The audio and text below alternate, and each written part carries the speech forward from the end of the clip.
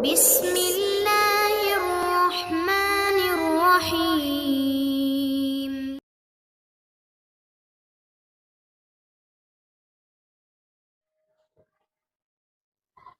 Alhamdulillah, wassalatu wassalamu ala rasulillah wa ala alihi wa sahbihi wa mawalah. Ashhadu an la ilaha illallah wahdahu la syarikalah wa ashhadu anna muhammadan abduhu wa rasuluhu la nabiyya ba'dah. Allahumma salli ala Muhammad wa ala ali Muhammad. Amma ba'du, ayyuhal ikhwah, a'azzani Allahu wa iyyakum jami'an.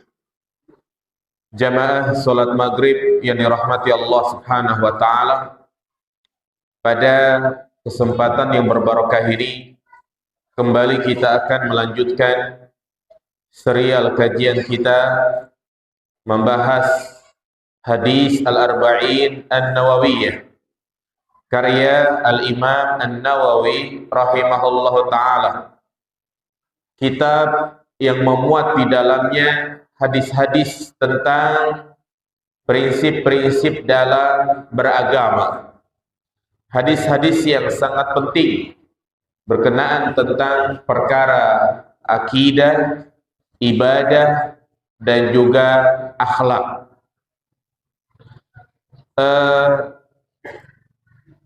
Maka pada kesempatan kali ini kita akan membahas hadis yang ke-20 tentang wasiat Rasul kita Muhammad sallallahu alaihi wasallam dan juga wasiat nabi-nabi terdahulu agar kita berhias dengan sifat malu. 6. Jadi hadis yang ke-20 ini akan menjelaskan kepada kita tentang salah satu sifat yang terpuji, itu sifat al-haya, sifat malu, yang mana nasihat seperti ini sangat kita butuhkan, khususnya di zaman sekarang kita ini. Kenapa? Karena rasa malu itu sudah mulai hilang, sudah mulai pudar di tengah-tengah masyarakat. Banyak orang yang beriman atau seorang muslim tidak malu lagi di dalam berbuat maksiat kepada Allah Subhanahu wa taala.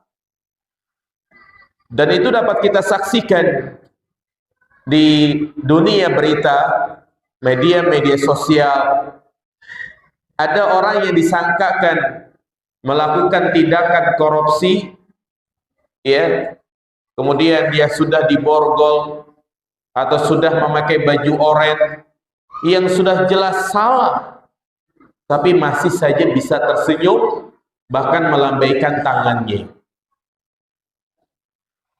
Wanita-wanita muslimah yang seharusnya dia adalah orang yang paling dahulu memiliki sifat malu, tapi telah pudar di dalam hatinya. Tidak malu membuka aurat, tidak malu berdua-duaan dengan laki-laki yang bukan suaminya. Jauh berbeda dengan wanita-wanita, gadis-gadis pada tahun 70 atau 80-an. Ya, mungkin sebagian kita mengalaminya,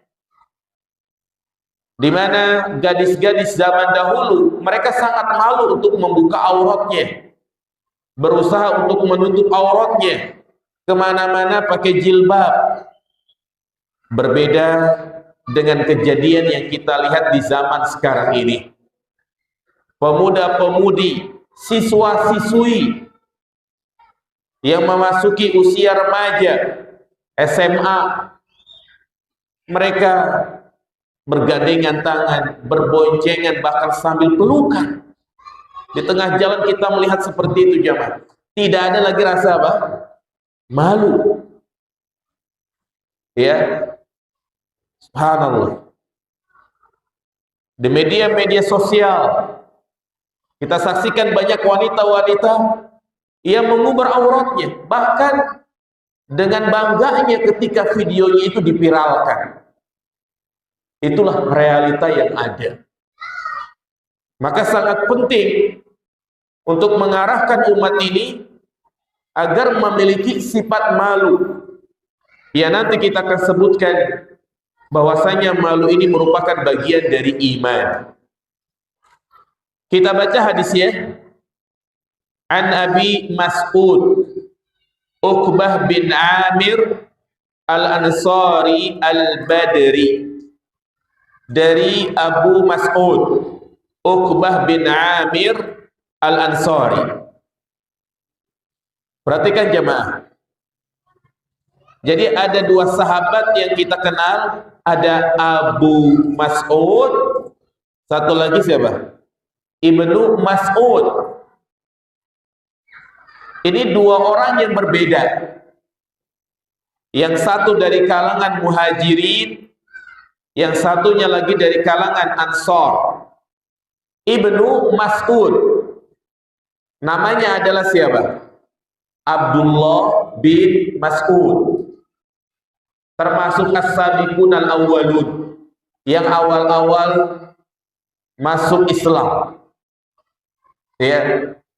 Dan dia adalah sahabat yang banyak memiliki keutamaan. Berbeda dengan Abu Mas'ud. Abu Mas'ud ini namanya Uqbah bin Amir. Kalau Ibnu Mas'ud dari kalangan Muhajirin, kalau Abu Mas'ud dari kalangan Ansor. Dan juga dinisbatkan dengan Al-Badri. Al-Badri di sini para ulama berselisih pendapat. Ada yang mengatakan Al-Badri adalah ia merupakan salah satu sahabat yang ikut serta pada perang Badar. Perang yang pertama kali dilakukan oleh Nabi SAW yang terjadi pada tahun kedua Hijriyah. Yang mana Nabi SAW mengerahkan pasukan yang lebih sedikit bila dibandingkan dengan pasukan orang-orang kafir Quraisy. Berapa jumlah kaum muslimin yang ikut berperang jemaah? 300. Sementara jumlah orang-orang kafir Quraisy ada 1000. Tapi subhanallah, kaum muslimin dimenangkan. Hal ini menunjukkan kepada kita bahwasanya kemenangan dalam berperang bukan dilihat dari banyak dan sedikitnya jumlah prajurit, tetapi yang membuat kaum muslimin menang adalah keimanan dan ketakwaan yang kuat. Pendapat yang lainnya, Al-Badri ini artinya dia pernah singgah di Badar. Jadi bukan sahabat yang ikut serta pada perang Badar, tapi dia pernah tinggal di mana? Di tempat namanya Badar. Dan ini pendapat kebanyakan ya, atau mayoritas ulama yang mengatakan bahwasanya Abu Mas'ud ya, dia tidak ikut serta pada perang Badar. Berbeda dengan Ibnu Mas'ud. Kalau Ibnu Mas'ud dia ikut serta pada perang Badar. Qala Rasulullah sallallahu alaihi wasallam. Rasulullah bersabda, "Inna mimma adrakan nasu min kalamin nubuwatil ula idza lam tastahi fasna ma syi'ta." Inna mimma adrakan nasu min kalamin nubuwatil ula. Sesungguhnya di antara perkataan nabi-nabi terdahulu yang diketahui oleh manusia, yaitu perkataan idza lam tastahi fasna ma syi'ta. Apabila engkau tidak malu, maka lakukanlah sekehendakmu. Ini ungkapan yang singkat tetapi memiliki banyak makna. Idza lam tastahi fasna ma syi'ta. Apabila engkau tidak punya malu, maka lakukan sekehendakmu. Baik. Hadis ini, sebelum kita menjelaskan penjabaran maknanya, intinya hadis ini memberikan faedah kepada kita tentang anjuran untuk memiliki sifat malu. Dan para ulama mengatakan al-haya huwa minal hismah. Malu itu adalah kesopanan yang sangat tinggi, yang merupakan di antara syariat nabi-nabi terdahulu. Pada asalnya syariat nabi-nabi terdahulu dan syariat rasul-rasul terdahulu itu pada asalnya sudah hilang. Jumlah nabi ada berapa? 124.000. Jumlah rasul ada 313. Dan tentunya setiap nabi dan rasul memiliki syariat yang berbeda-beda. Ya. Dan hukum asalnya syariat nabi-nabi dan umat-umat terdahulu sudah hilang, kecuali jika diterangkan di dalam syariat Islam. Artinya, apa yang kita baca tentang syariatnya Nabi Ibrahim, Nabi Nuh, inti dakwah mereka sama, yaitu mengajak manusia untuk apa? Beribadah kepada Allah. Beribadah kepada Allah ini kan memiliki syariat yang berbeda-beda. Seperti kita beribadah kepada Allah dengan sholat, puasa, zakat. Nah, berbeda dengan umat-umat terdahulu. Nah, pada asalnya sudah pada hilang, kecuali jika memang ya telah dijelaskan oleh syariat Islam. Nah, di antara syariat nabi-nabi terdahulu yang telah ditetapkan di dalam Islam adalah anjuran untuk memiliki sifat apa? Malu. Berarti menunjukkan kepada kita bahwasanya malu adalah perangai yang sangat penting, yang merupakan perangainya para nabi dan rasul, perangainya para sahabat, dan secara umum perangainya orang-orang soleh. Nabi kita Muhammad Sallallahu Alaihi Wasallam adalah seorang yang terkenal sangat pemalu, sampai-sampai disebutkan anna Nabiyya Sallallahu Alaihi Wasallam asyaddu hayaan. Sesungguhnya Nabi SAW sangat malu daripada gadis pingitan.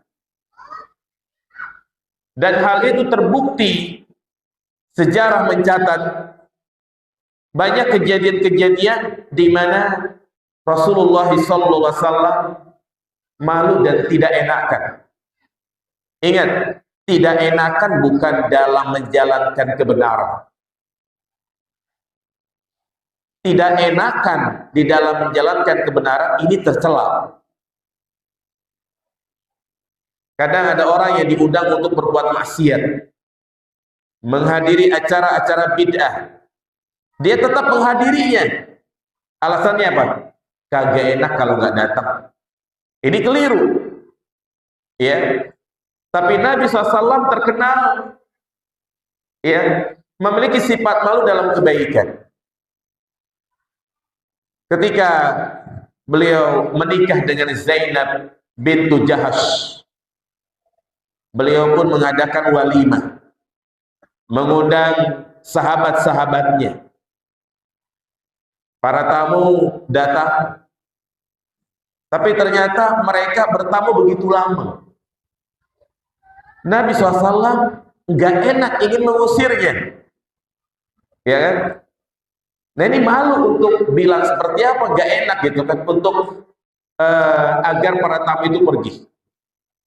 Hingga akhirnya beliau pun keluar, karena nggak enak untuk mengusir, ya. hingga akhirnya Allah lah yang menyuruh untuk mereka pergi.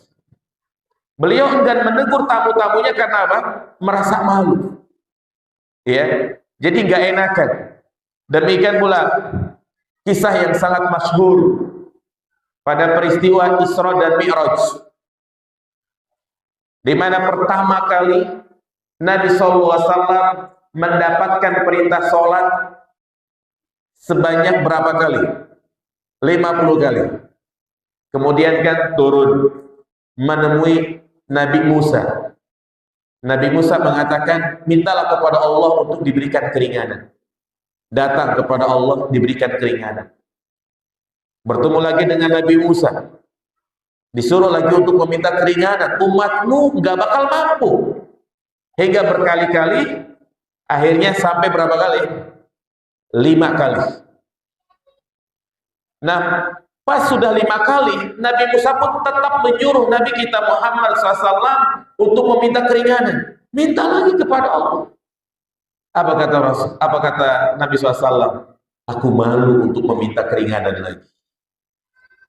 Ini menunjukkan bahwasanya beliau memiliki sifat malu. Makanya Nabi SAW mengatakan, inna fika khaslatain yuhibbuhumullah. Sesungguhnya di dalam dirimu ada 2 watak, 2 sifat. Ya Allah mencintai 2 sifat tersebut. Apa itu diantaranya? Al-haya, yaitu malu. Dan juga malu ini sifatnya orang-orang soleh di zaman terdahulu. Perhatikan kisah yang Allah sebutkan dalam surat Al-Qasas ayat 25. Ya. Di mana kisah tersebut menjelaskan tentang perjalanan Nabi Musa lari dari kejaran Firaun karena dia telah membunuh seseorang dari kaumnya Firaun. Maka Nabi Musa melarikan diri kemana? Ke Madian. Nah, sesampainya Nabi Musa di Madian, ia mendapati sumber mata air dan menjumpai sekelompok banyak orang yang mereka sedang mengambil air tersebut. Ya, mereka ngambil air untuk keperluan rumah tangga, ada yang ngambil air untuk hewan ternak mereka. Nah, dari sekumpulan orang yang sedang mengambil air di sumber mata air tersebut, ternyata di belakang kerumunan ada 2 orang wanita. Ya, mereka berdua ini menunggu. Yang mana kedua wanita ini anaknya Nabi siapa jemaah? Ada yang tahu? Nabi Su'aib, yang akan dinikahi oleh Nabi Musa. Nah, maka Nabi Musa berkata kepadanya, kenapa kalian kok di belakang? Tidak ikut ngambil air. Maka kedua wanita ini mengatakan, kami menunggu yang lainnya sampai selesai. Subhanallah, ini jawaban yang sangat luar biasa. Kami menunggu sampai mereka selesai. Di mana kedua wanita ini memiliki sifat apa? Malu. Dia nggak mau ikhtilat, tidak mau campur baur. Dia lebih memilih untuk bersabar. Ya, ngambil airnya belakangan. Ya, ini menjadi bukti bahwasanya orang-orang soleh dan solehah terdahulu mereka memiliki sifat malu. Hal ini berbeda dengan wanita di zaman sekarang ini, yang mana mereka bergaul bebas dengan kaum laki-laki di kantor, di tempat kerja, di pabrik, makan di kantin bareng-bareng, nggak ada rasa malu. Ini ikhtilat yang banyak orang tidak memahaminya atau sudah paham tapi dianggap suatu hal yang biasa. Ya. Kemudian wanita ini pun menyampaikan uzurnya. Bapak kami sudah tua. Bapak kami tidak bisa mengambil air. Artinya perempuan ini memberikan uzurnya keluar rumah. yang pada asalnya kedua wanita ini lebih sering tinggal di mana? Di rumah. Ketika Nabi Musa bertanya, kenapa? Mana orang tuamu gitu kan? Dia memberikan uzurnya. Kalau orang tuanya masih bisa ngambil air, mungkin orang tuanya yang ngambil. Tapi karena orang tuanya sudah tua, maka dialah yang ngambil air. Subhanallah. Nah, demikian pula malu ini merupakan sifat para sahabat. Dan di antara sahabat yang paling malu adalah sahabat siapa jemaah? Utsman bin Affan.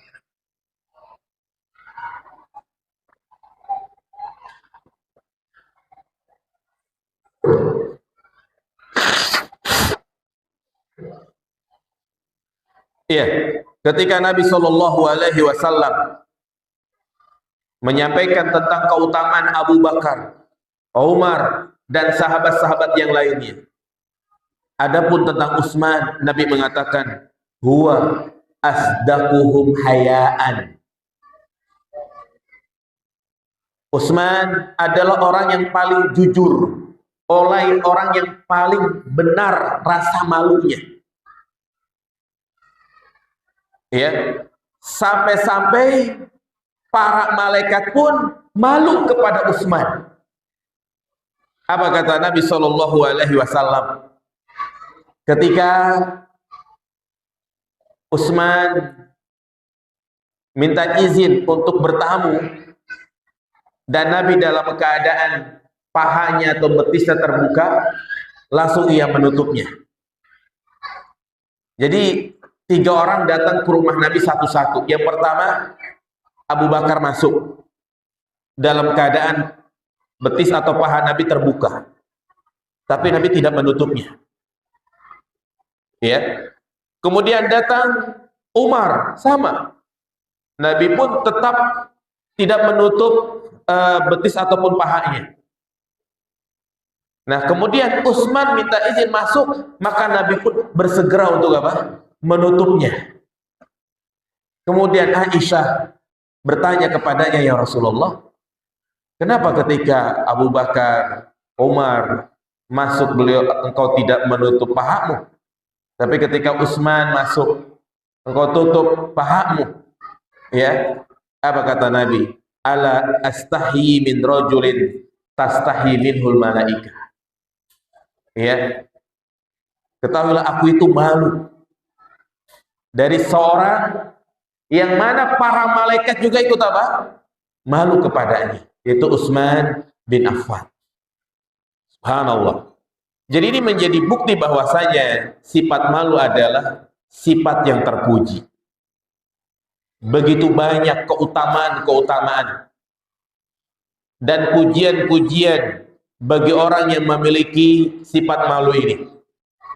Di antaranya Nabi SAW menyebutkan malu merupakan cabang keimanan.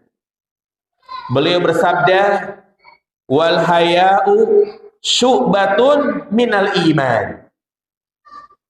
Malu itu merupakan cabang dari keimanan. Iman memiliki banyak cabang. Nah, di antara cabang keimanan adalah al-haya. Sehingga menunjukkan kepada kita, orang yang imannya benar, maka dia pemalu. Malu di dalam melakukan kemaksiatan. Enggak berani melakukan kemaksiatan. Ya. Karena yang jamaah dirahmati Allah Subhanahu wa taala, salah satu cara untuk mendeteksi suatu perbuatan dikatakan maksiat atau tidak, lihat pada diri kita. Kalau kita malu dilihat orang, berarti itu adalah apa? Maksiat. Tapi ingat, ya, hal ini, perasaan ini hanya dimiliki bagi orang yang masih memiliki iman yang kuat. Contoh misalnya, antum buka internet, buka-buka wanita yang mengumbar auratnya, ya, kira-kira istri ngelihat, Malu enggak? Malu. Berarti itu adalah perbuatan apa? Maksiat. Ya.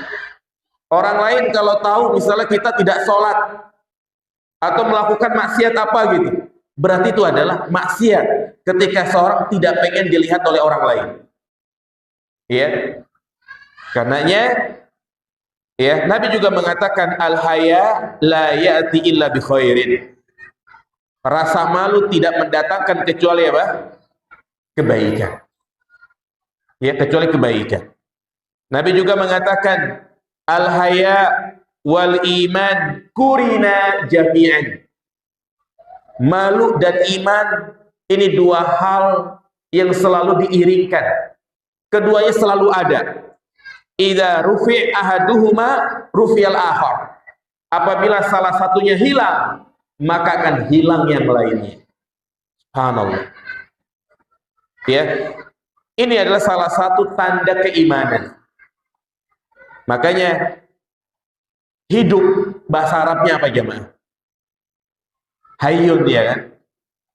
Nah, kenapa malu itu bahasa Arabnya haya? Yang secara bahasa diartikan hidup. Sebagaimana dikatakan oleh sahabat Umar bin Khattab. Beliau mengatakan, "Man qalla haya'uh qalla wara'uh, wa man qalla wara'uh mata qalbuh."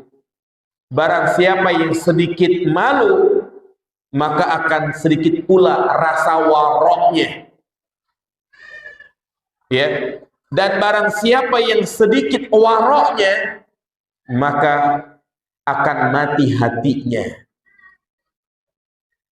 Ya, karena itu lawan dari al-haya ini, hati yang mati. Orang yang enggak malu ya dalam melakukan kemaksiatan, berarti iman itu mulai apa? Mulai pudar. Ya, ini yang sangat dikhawatirkan. Sehingga di antara sifat ya yang terpuji di dalam Islam, ya ini merupakan akhlak Islam. Bahkan dipertegas oleh Nabi SAW, inna likulli dinin khuluqa. Sesungguhnya setiap agama itu memiliki akhlak-akhlak. Wa khuluqul Islam al-haya. Dan akhlak di dalam Islam adalah malu. Baik.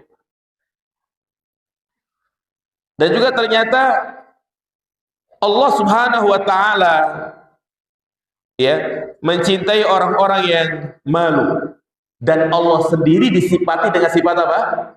Malu. Perhatikan hadis Nabi sallallahu alaihi wasallam, innallaha azza wa jalla hayyun satir yuhibbul haya was satar. Sesungguhnya Allah Subhanahu wa taala adalah zat yang maha malu. Tentunya ingat, malunya Allah berbeda dengan malunya manusia. Ya. Jadi di antara sifat Allah adalah malu, dan inilah yang ditetapkan ya di dalam hadis ini dan disepakati oleh para ulama salaf. Ya, Al-Imam Ibnu Qayyim dan juga ulama-ulama yang belakangan, Syekh Abdurrahman bin Nasir As-Sa'di, Syekh Muhammad bin Shalih Al-Utsaimin menetapkan bahwasanya ya, malu itu merupakan di antara sifat Allah Subhanahu wa taala. 6. Innallaha tabaraka wa ta'ala hayyun karim yastahyi min 'abdihi idza rafa yadayhi ilai ayyaruddahuma sifra. Sesungguhnya Allah Subhanahu wa taala adalah zat yang maha dermawan, dan Allah malu dari hambanya apabila dia berdoa mengangkat kedua tangannya kemudian tidak dikabulkan doanya. Itulah beberapa keutamaan sifat apa? Al-haya, malu. Kemudian berikutnya kita jelaskan perkataan Nabi sallallahu alaihi wasallam di sini.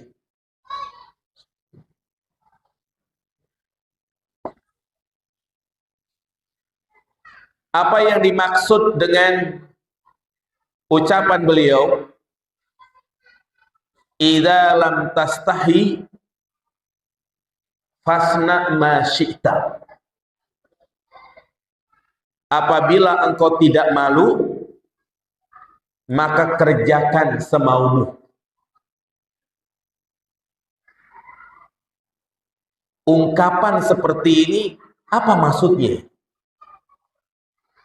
Apakah perintah untuk tidak memiliki sifat malu? Karena kalau secara zahir artinya orang yang nggak punya malu kerjakan apa yang diinginkan. Maka untuk lebih memahami sebagaimana dijelaskan oleh Al-Imam Ibn Rajab Al-Hambali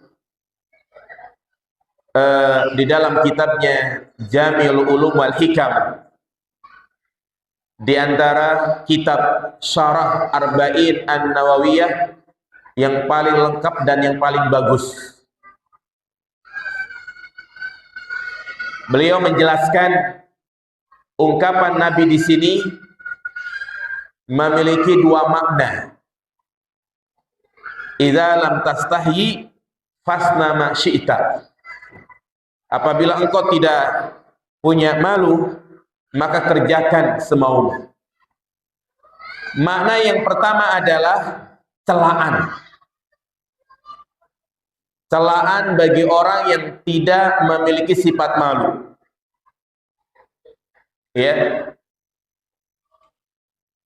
Dikatakan celaan. Yang pertama,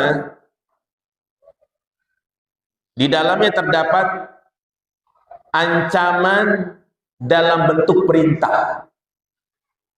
Karena dalam ungkapan ini dikatakan celaan yang pertama karena adanya ancaman dengan bentuk apa? Perintah.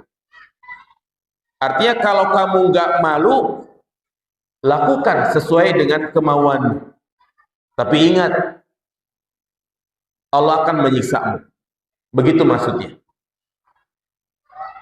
Dan ungkapan seperti ini terkadang kita ucapkan ya. Misalnya kepada anak kita gitu kan. Ya. Karena dia pengen keluar, udah tahu hujan, dia udah batuk, pilek ya kan, masih pengen apa? Main hujan-hujanan. Ayo berani, sono hujan-hujanan. Ya kan? Tapi awas. Jadi seperti itu jamaah maknanya. Bisa dipahami gak jamaah sekalian? Jadi perintah, tapi itu ada ancaman. Silakan keluar dari rumah, tapi awas. Kalau orang tua udah ngomong kayak begitu, anaknya berani ya keluar rumah? Hah? Nggak berani ya kan? Nyuruh tapi apa? Ngancam ya kan? Apalagi kalau disebutkan akibatnya. Kalau kamu keluar, awas. Ya, motor kamu saya jual. Nggak boleh motoran lagi. Misalnya seperti itu. Nah demikian pula dalam hadis ini. Kalau kamu nggak punya malu, silakan kerjakan apa yang kau inginkan. Tapi ingat, azab Allah sangat pedih. Ini seperti firman Allah Subhanahu wa taala di dalam Al-Qur'an, yaitu surat Fussilat ayat 40. I'malu ma syi'tum innahu bima ta'maluna basir. Allah katakan kepada manusia, i'malu ma syi'tum, kerjakan semaumu, lakukan sakarapmu, ya kan? Ente mau nggak sholat, fadol silahkan. Mau berzina, silahkan. Mau minum khamar, silahkan. Tapi ingat, Allah maha mengetahui, Allah maha melihat atas apa yang kalian perbuat. Artinya semua itu akan diperhitungkan oleh Allah Subhanahu wa ta'ala. Atau juga dalam ayat yang lain, Allah katakan, fa'budu ma syi'tum min duni. Beribadalah kepada selain Allah yang kalian inginkan. Ini kan perintah, tapi perintah di sini adalah apa? Ancaman. Jelas ya, Ma? Ini bentuk yang pertama. Ya. Atau kemungkinan yang kedua, perhatikan, kemungkinan yang kedua masih berkaitan dengan celaan. Itu adalah al-khobar, yaitu pemberitahuan dari Nabi Shallallahu Alaihi Wasallam. Artinya Nabi mengabarkan kalau orang tidak memiliki rasa malu, maka dia akan melakukan apa saja. Ya, dia akan melakukan pelanggaran-pelanggaran dalam syariat. Dan itulah kenyataan yang ada. Orang-orang yang sudah tidak memiliki rasa malu lagi, ya kadang suatu maksiat dianggap biasa, kagak malu. Seperti pungli-pungli, ya kan? Ya, pungli-pungli di depan-depan toko atau di tengah jalan, malah nggak ada rasa malu minta duit. Peminta-peminta, pengamen-pengamen, ya kan? Padahal kan meminta-minta itu nggak boleh dalam Islam. Makanya boleh untuk tidak memberikan kepada mereka, jemaah. Mereka nggak tahu malu, kerjanya meminta-minta, tidak mau bekerja. Ya, ini menandakan rasa malu sudah hilang. Coba aja antum, misalnya makan di pinggir jalan, pecel lele gitu kan, baru duduk 1 menit, ondel-ondel. 5 menit berikutnya, manusia silver. 5 menit berikutnya, apalagi? Barongsai. Iya kan? 5 menit berikutnya, manusia hijau. Kalau ada ya. Jadi, subhanallah, mereka nggak malu. Nah ini orang kalau sudah, Nabi mengabarkan, kalau orang sudah nggak punya sifat malu, begitu tuh, kayak orang gila. Orang gila punya rasa malu nggak, jemaah? Enggak, dia telanjang juga begitu. Ya. Nah, karena itu jamaah sekalian, ya, yang bisa mencegah dari perbuatan keji adalah rasa malu. Malu yang membuat dia meninggalkan perzinahan karena malu, bukan malu kepada istrinya, bukan malu kepada orang lain, tapi dia malu kepada siapa? Allah Subhanahu wa taala. Malu kepada Allah. Ya. Malu kepada Allah, Allah yang telah banyak memberikan nikmat kepada kita. Ia memberikan rizki, keamanan. Ya, kok kita berbuat maksiat kepada Allah?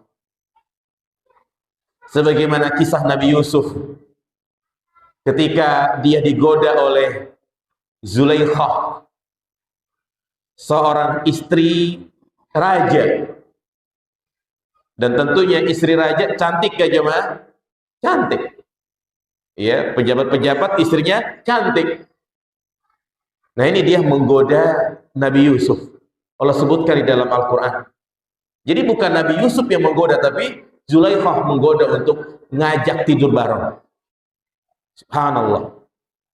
Ya, saya lupa ayatnya yang artinya, sesungguhnya Rabbku sudah sangat baik kepadaku. Ya, sesungguhnya Rabbku sudah sangat baik kepadamu. Nah ini para ulama memiliki 2 penafsiran. Yang pertama, Rabb di situ maknanya adalah tuannya. Artinya suamimu sudah sangat baik kepada aku. Maka saya malu untuk berkhianat kepada suamimu. Dia enggan, gak mau, malu. Dan sebagian ulama tafsir mengatakan, ya,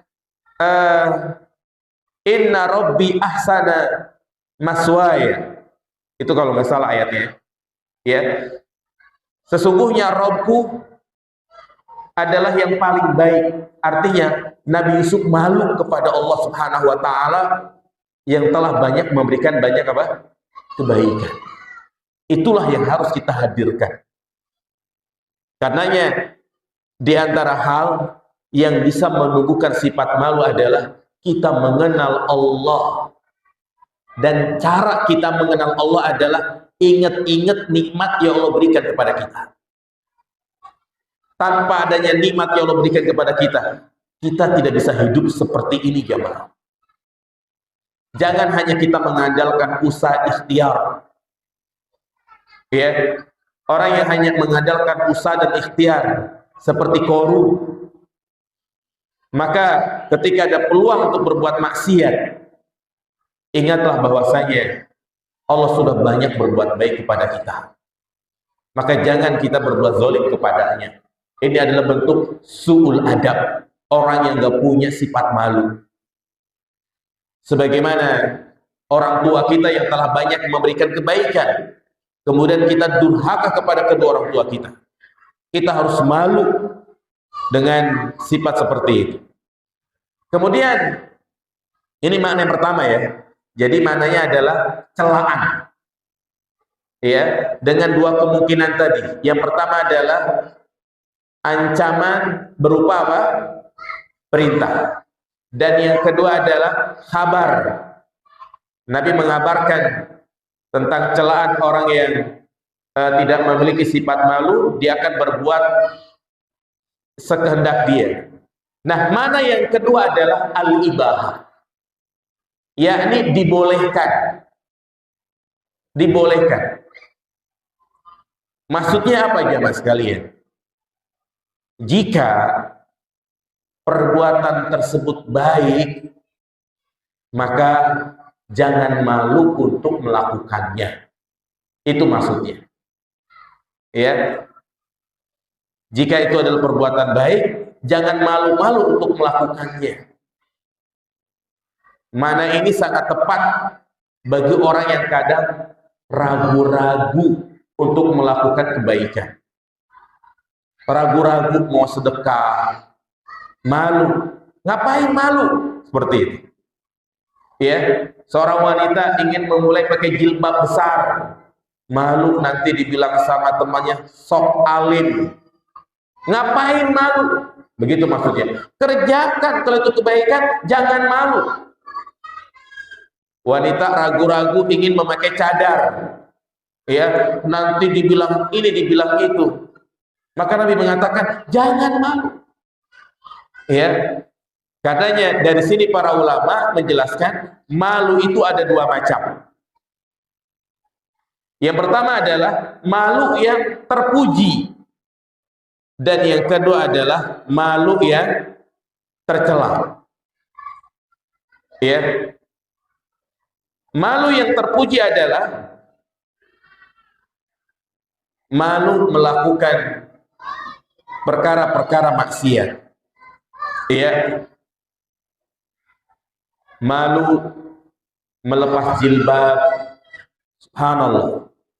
Bersyukurlah bagi para akhwat, para wanita yang dia merasa berdosa, merasa malu ketika ada laki-laki lain melihat auratnya, melihat rambut kepalanya. Kadang ada wanita soleh seperti ini, betul-betul dia merasa menyesal. Ya, atau kadang anaknya mainin HP.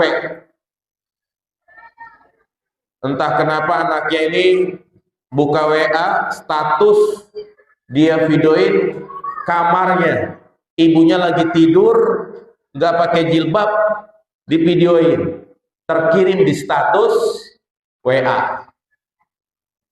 Ini kadang terjadi. Kemudian teman-teman, nanti kenapa itu? Segala macam kan? Baru sadar, astagfirullah. Dia merasa malu.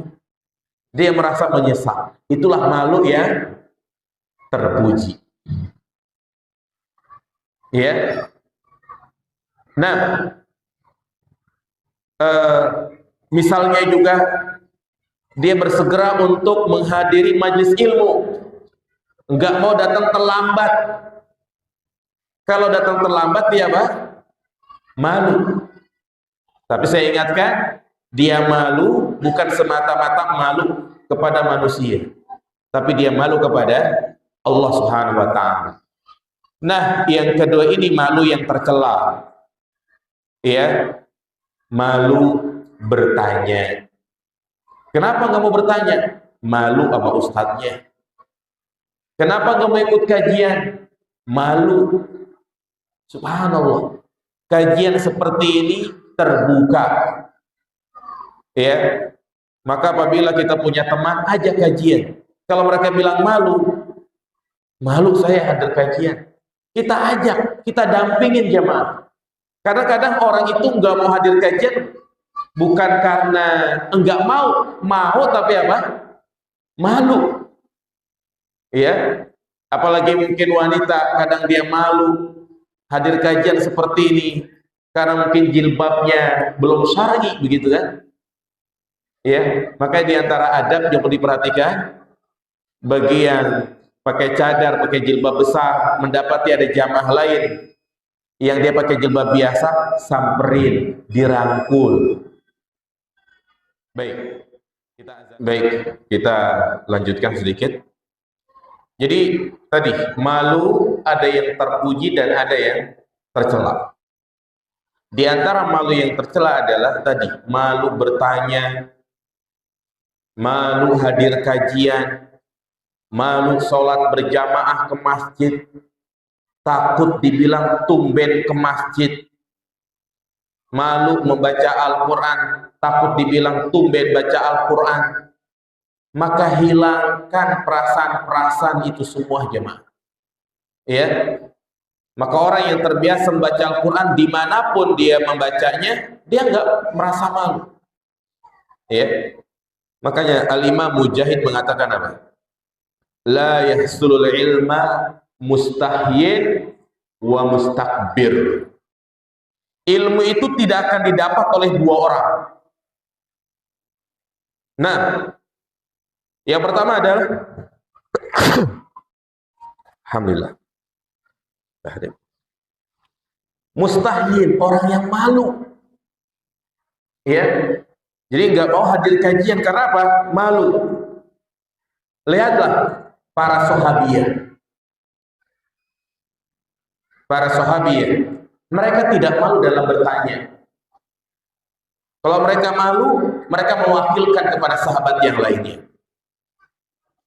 Di antaranya adalah Ummu Sulaim bertanya kepada Nabi, ya Rasulullah, Inna Allaha la yastahi minal haq. Sesungguhnya Allah tidak malu dari kebenaran. Hal alal mar'ati min guslin idza talamat. Apakah wanita wajib mandi jika dia bermimpi? Ini wanita bertanya. Maka dengan adanya pertanyaan tersebut, apa kata Aisyah radhiyallahu taala anha? Ni'man nisaul ansor. Sebaik-baik wanita adalah wanita ansor. Lam yamna'hunna haya ayyatafaqqahna fid din. Karena rasa malu tidak menghalangi mereka untuk memperdalam ilmu agama. Ya. Jadi teruslah berusaha berhias dengan sifat malu. Dan memang sifat malu ini ada yang sifatnya bawaan, jibiliyah. Ya, jadi memang sejak lahir dia punya sifat apa? Pemalu. Seperti orang Indonesia dikenal di kalangan orang luar negeri pemalu. Khususnya lebih banyak lagi orang Jawa, sungkan. Ini jibiliyah. Bukan berarti suku yang lain kagak tahu malu. Tapi kebanyakan orang Jawa malu. Bukan malu-maluin. Ya. Nah, ada lagi yang kedua, malu yang muktasab. Yang memang awalnya dia kagak ada rasa malu berbuat maksiat. Dia harus berusaha untuk menanamkan sifat malu. Bagaimana caranya? Tadi mengenal Allah. Kemudian yang kedua, berteman dengan teman yang memiliki sifat apa? Malu. Karena akhlak yang baik itu perlu diusahakan. Jangan mengatakan itu mau udah karakternya, udah wataknya keras kayak batu, nggak bisa dilembutin. Salah. Ya. Maka dikatakan innamal hilmu bitahallum wal ilmu bita'allum. Sesungguhnya kelemah lembutan itu dengan membiasakan diri. Sebagaimana ilmu kita dapat dengan apa? Belajar. Yang tadinya dia nggak tahu malu, belajar untuk malu. Ya, caranya dengan berteman dengan teman yang punya sifat apa? Pemalu. Jadi kita jawab beberapa pertanyaan. Bagaimana cara menghilangkan rasa malu yang bukan pada tempatnya? Seperti mau ngaji diajak ikut taklim, malu katanya. Ke masjid sholat jamaah, malu juga. Tapi kalau diajak kondangan kagak malu. Iya, maka kalau itu terjadi pada diri kita, berusaha untuk melawan itu semua. Kagak apa-apa. Coba antum mungkin yang tadinya malu-malu datang ke sini, ya, apalagi adanya omongan-omongan jangan hadir kajian di Muhtadin, ya, ustadznya Wahabi katanya, suka menyesatkan, suka membid'ahkan. Faktanya seperti apa? Pernah nggak terlontar dari lisan saya menyesatkan orang, membid'ahkan orang? Tidak ada. Ya, hanya sekedar orang-orang yang ya sumbu pendek istilahnya. Ya, orang-orang yang nggak suka dengan dakwah kita. Artinya faktanya, buktinya antum-antum yang hadir kajian seperti ini. Ada nggak istilahnya saya mengkafirkan, menyesatkan? Tidak. Tapi kita menyampaikan al-haq sesuai dengan dalil. Apa yang tadi saya sampaikan tidak sepi dari namanya dalil, perkataan ulama, hadis Nabi, Al-Quran. Ya, jadi kalau itu ada pada diri kita, paksakan. Ya, jangan mudah percaya dengan omongan orang. Tabayyun terlebih dahulu, cek dan recheck. Ya, kalau itu terjadi pada saudara, teman, maka kita rangkul, kita ajak. Ya, waduh, antum bisa nggak nyamper saya? Samper. Tahu kan disamper? Kita datangin ke rumahnya. Nggak ada motor, ayo kita boncengin. Kadang dia itu malu, kenapa? Karena nggak ada teman ya kan. Sampai di kajian, antum duduk di sampingnya. Ya, ketika antum ngobrol sama orang, ajak juga teman antum yang malu itu untuk ngobrol. Itu cara menggandeng teman atau saudara kita biar dia kagak malu hadir kajian. Coba kalau sudah sekali dua kali hadir ya kan, saya yakin gak malu lagi. Nah,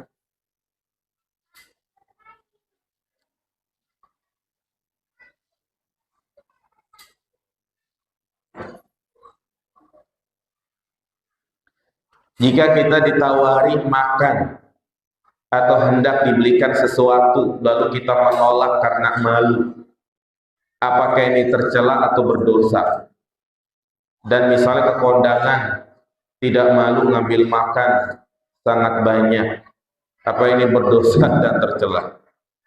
Baik, yang pertama, kita tidak bisa misalnya diajak makan atau ditraktir makan, kita menolak karena malu.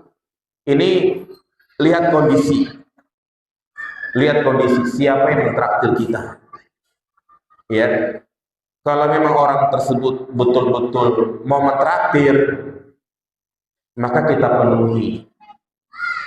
Iya, kita penuhi. Beda lagi orang yang hanya apa? Basa-basi. Pak, mampir Pak. Ini basa-basi. Kalau beneran, dia tarik tangan kita, Pak, ayo makan durian. Kadang kan ada orang dari pasar bawa durian 2 buah. Pak, durian Pak. Ya ini mah kita perlu terima kasih. Cuman apa ini? Basa-basi. Kalau dia beneran mau ngasih, nih Pak, saya belai nih, ini buat Bapak. Kalau seperti itu jangan ditolak. Jadi ini kita harus bedain kondisi yang ada. Nah, ke kondangan tidak malu mengambil makanan sangat banyak, ya. Maka ini juga sama, kita lihat porsi yang ada. Jadi jangan serakah, menyesuaikan kebiasaan yang ada. Ngambil telur, ya cukup 1 butir. Ngambil ayam, cukup 1 ekor. Bukan, 1 potong, ya kan? Ini jangan sengaja dari rumah nggak sarapan, ya kan, sampai di tempat kondangan ngambil nasi 3 centong, ayamnya 3, ujung-ujungnya dibuang. Jadi pertengahan jemaah, ya, jangan terlalu rakus juga. Kita ingat tamu yang belakangan, makanya kesian tamu yang datangnya habis asar gak kebagian, ya. Nah,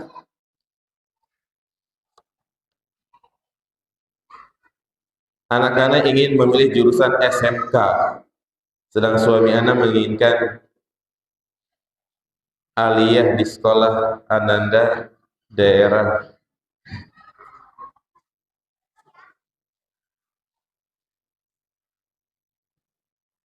Ya, kakaknya bilang kalau jurusan biar adiknya yang milih sendiri.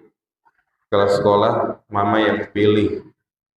Apa nih maksudnya ini?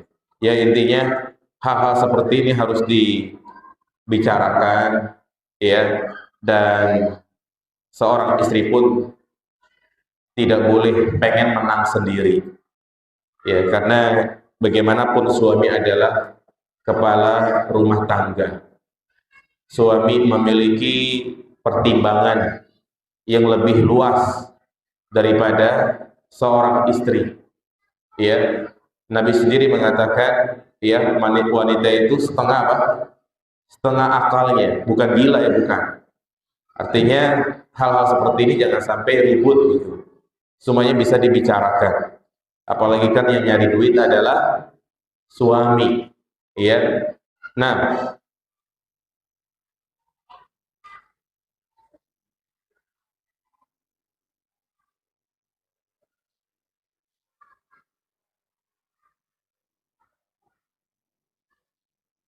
apabila toilet bersatu dengan tempat duduk, bacaan bismillah sebaiknya diucapkan di luar kamar mandi atau tetap saat mengusap muka? Enggak apa-apa, tetap baca bismillah. Karena membaca bismillah hukumnya wajib, dan membaca bismillah di tempat seperti itu adalah makruh, ya. Tapi kalau toilet di sini terpisah, tempat duduk dan toilet, ya kan? Sehingga tetap kita membaca bismillah.